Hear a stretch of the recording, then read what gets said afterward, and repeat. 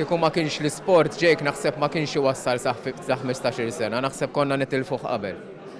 Għax l-isport apparti li żammu attiv fiżikament, żammu attiv mentalment ukoll. Sport Malta jippreżenta tifkira speċjali lil Joe Zivella li minkejja d-diffikultajiet li affaċċja ibnu Jake baqa' jipprattika l-isport u kien ukoll l-iżgħar ambaxxatur tal-isport. Jake miet fi 30 ta' Awwissu li għadda fl-età ta' 15-il sena. Huwa kien ilu snin jissielet mal-kundizzjoni rari magħrufa bħala rowħad li kawża tagħha kien iżid fil-piż b'mod maġġel minkejja li jikol tajjeb u jagħmel l-eżerċizzju. Għal missier Jake dan ir-rikonoxximent ifisser ħafna. Għax napprezzaw li l-Jake nibqgħu nżommu ħaj fl-isport.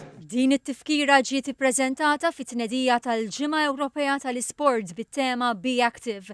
Din hi l-10 edizzjoni. Sport Malta se torganizza żewġ attivitajiet ewlenin brabta ma' dan l-avveniment. L-ewwel waħda il-ħadd li ġej fil-Marsa fejn se jsiru għadd ta' attivitajiet sportivi għall-atleti u għall-pubbliku. It-tieni attività se ssir fl-aħħar Sibt ta' Settembru fil-kumpless sportiv tal-Kottonera.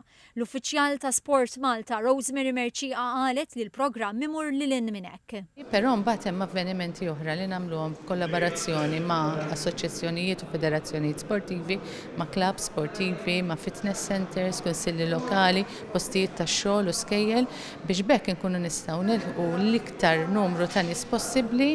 Il-Viċi Chairman ta' Sport Malta Keith Bartolo qal li issa l-pajjiż għandu ħafna aktar responsabilità f'ħoġru li l-Kummissarju Ewropew nominat Glenn Mikallef ġimgħoti l-portafoll tal-isport fost oħrajn. Il-Ministru għall-Isport Clifton Grima refera l-istrateġija tal-edukazzjoni u qal li l-isport ukoll importanti biex in-nies jgħixu kwalità ta' ħajja aħjar.